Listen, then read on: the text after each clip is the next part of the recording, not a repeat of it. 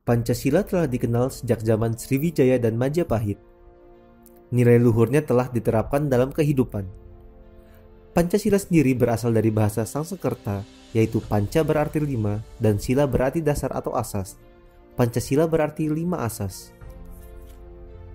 Istilah Pancasila terdapat dalam buku Negara Kertagama karangan Empu Prapanca dan buku Sutasoma karangan Empu Tantular, yang artinya adalah berbatu sandi yang 5 atau pelaksanaan kesusilaan yang 5. Sejarah perumusan Pancasila sebagai dasar negara merupakan bagian dari sejarah perjuangan bangsa Indonesia. Dalam periode penjajahan Barat, bangsa Indonesia terlibat dalam perjuangan fisik untuk mengusir penjajah. Perlawanan terhadap penjajahan Barat tersebut terjadi hampir di seluruh wilayah Indonesia, tetapi belum terkoordinasikan dengan baik dan bersifat kedaerahan. 20 Mei 1908, Dr. Sutomo mendirikan Budi Utomo yang merupakan organisasi pelopor gerakan nasional. Oleh karenanya, setiap tanggal 20 Mei ditetapkan sebagai Hari Kebangkitan Nasional. Perjuangan pergerakan non-fisik mulai menampakkan hasilnya dengan diselenggarakannya Kongres Pemuda Nasional yang menghasilkan Sumpah Pemuda pada tanggal 28 Oktober 1928. Pada tanggal 9 Maret 1942, pemerintah Hindia Belanda menyerah tanpa syarat kepada Jepang dan mulailah pendudukan Jepang di Indonesia. 3 tahun berselang, Jepang terdesak oleh sekutu, sehingga Jepang berusaha untuk menarik simpati bangsa Indonesia dengan menjanjikan kemerdekaan bagi Indonesia di kemudian hari.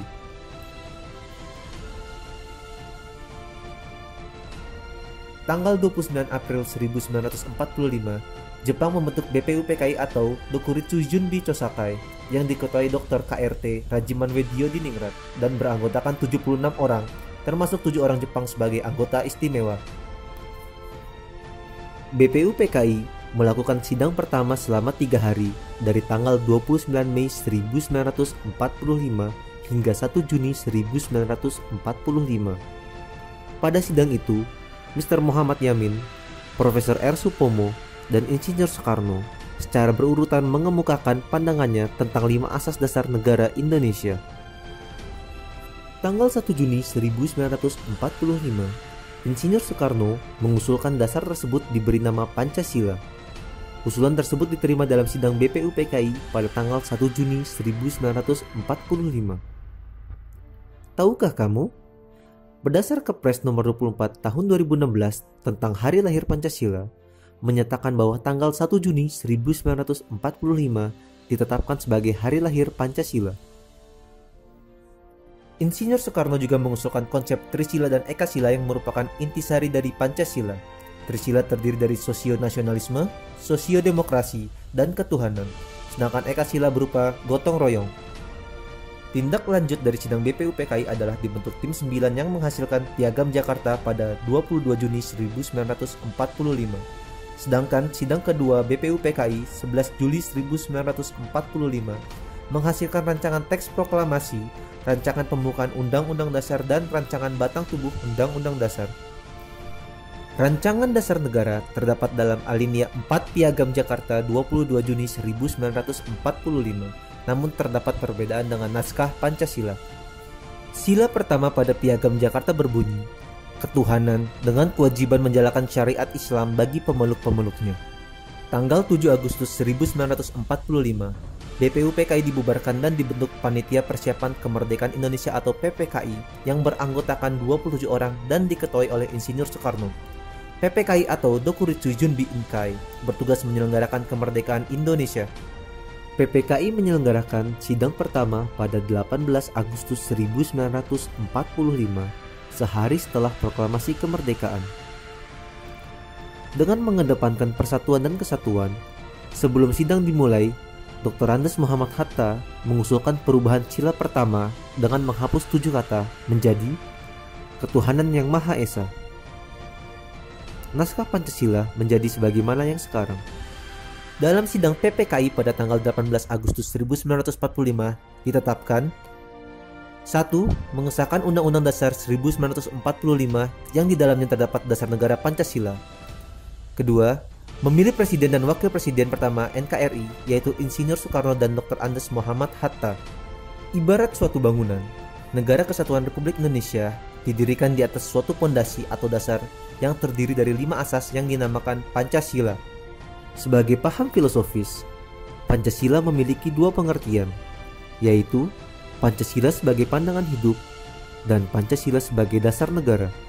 Pancasila sebagai pandangan hidup atau way of life atau Weltanschauung dalam bahasa Belanda harus dapat dipertanggungjawabkan secara logis dan dapat diterima oleh akal sehat. Dalam pelaksanaannya sehari-hari tidak boleh bertentangan dengan norma agama, norma kesusilaan, norma sopan santun serta norma hukum yang berlaku. Pancasila sebagai dasar negara dalam pengertian ini sering disebut pula sebagai dasar falsafah negara atau filosofische Grondslag atau ideologi negara atau Staatsidee. Dalam hal ini, Pancasila digunakan sebagai dasar untuk mengatur penyelenggaraan negara atau mengatur pemerintahan negara. Kedudukan hukum Pancasila selain sebagai dasar negara juga sebagai sumber dari segala sumber hukum negara, sebagaimana tercantum dalam Undang-Undang Nomor 12 Tahun 2011. Berdasarkan pengertian dan perannya, Pancasila berfungsi sebagai dasar yang statis atau fundamental, sebagaimana fungsi pokok Pancasila yang tercantum dalam pembukaan Undang-Undang Dasar 1945. Tuntunan yang dinamis sebagai cita-cita dan tujuan bangsa Indonesia. Ikatan yang dapat mempersatukan bangsa Indonesia, menjamin hak hidup secara layak bagi semua warga negara dan semua golongan tanpa ada perbedaan. Selain itu, Pancasila memiliki 3 fungsi. 1. Fungsi yuridis ketatanegaraan yang merupakan fungsi pokok atau fungsi utama dari Pancasila sebagai dasar negara. 2. Fungsi sosiologis, yaitu apabila dilihat sebagai pengatur hidup kemasyarakatan pada umumnya. 3. Fungsi etis dan filosofis, yaitu apabila fungsinya sebagai pengatur tingkah laku pribadi. Dalam hal ini, Pancasila berfungsi sebagai philosophical way of thinking atau philosophical system. Pancasila sebagai dasar negara mengandung pokok pikiran yang di dalamnya tersimpul ajaran Pancasila, sehingga mempunyai hubungan kausal dan organis dengan pasal-pasal Undang-Undang Dasar 1945. 4 pokok pikiran yang merupakan suasana kebatinan dari Undang-Undang Dasar 1945 tersebut terdiri dari: pertama, negara melindungi segenap bangsa Indonesia dengan berdasarkan persatuan dalam sila ketiga. Yang kedua, negara Indonesia mewujudkan keadilan sosial bagi seluruh rakyat Indonesia dalam sila kelima. Ketiga, negara berkedaulatan rakyat berdasarkan atas kerakyatan dan permusyawaratan atau perwakilan dalam sila keempat. Yang keempat, negara berdasarkan ketuhanan yang Maha Esa menurut dasar kemanusiaan yang adil dan beradab, yaitu sila ke-1 dan kedua. Singkatnya, Pancasila memiliki 2 pengertian, 3 fungsi, dan 4 pokok pikiran serta 5 sila.